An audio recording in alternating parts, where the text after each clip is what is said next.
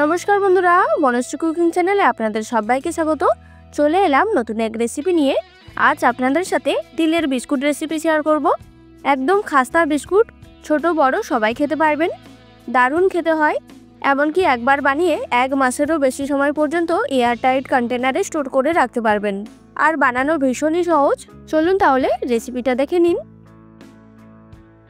একটি পাত্রে নিয়ে নিচ্ছি 150 গ্রাম ময়দা, ময়দার অর্ধেক চালের গুঁড়ো, ওই প্রায় 75 গ্রাম,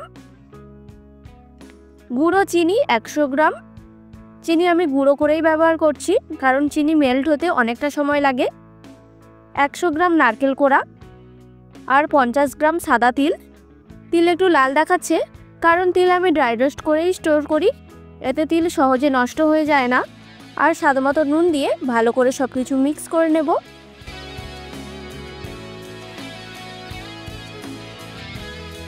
তারপর খুবই অল্প জল দিয়ে মেখে নেব। খুবই কম জল লাগবে। অল্প জল দিয়ে মেখে নরমাল একটা ডো তৈরি করে নিতে হবে।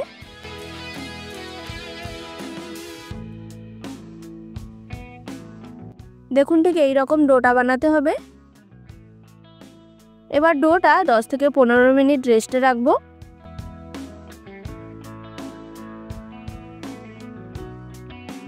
তারপর ডোতে অল্প একটু তেল লাগিয়ে নেব, এতে করে বিস্কুটগুলো বানানোর সময় হাতে লেগে যাবে না।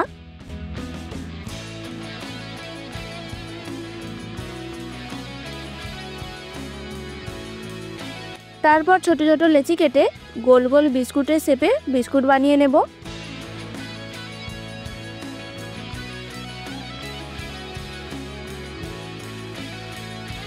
দেখুন ঠিক এই রকম প্রত্যেকটা বানিয়ে নেব। বিস্কুটগুলোর শেপ দেওয়া এখানে কমপ্লিট। এবার ভেজে নিতে হবে। তার জন্য প্যানে তেল গরম হতে বসিয়েছি। তেল যখন একটু গরম হতে শুরু করবে, তখন বিস্কুটগুলো ভেজে নেব।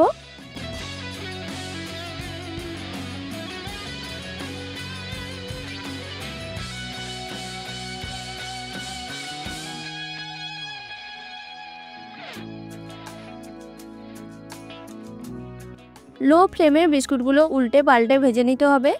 হাই ফ্লেমে ভাজতে যাবেন না, তাহলে ওপরটা লাল হয়ে যাবে কিন্তু ভেতরটা কাঁচা থেকে যাবে।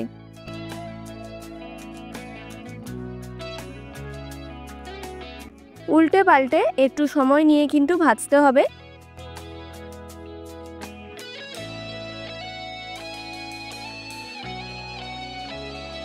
দেখুন এবার বিস্কুটে কেমন গোল্ডেন ব্রাউন কালার চলে এসেছে।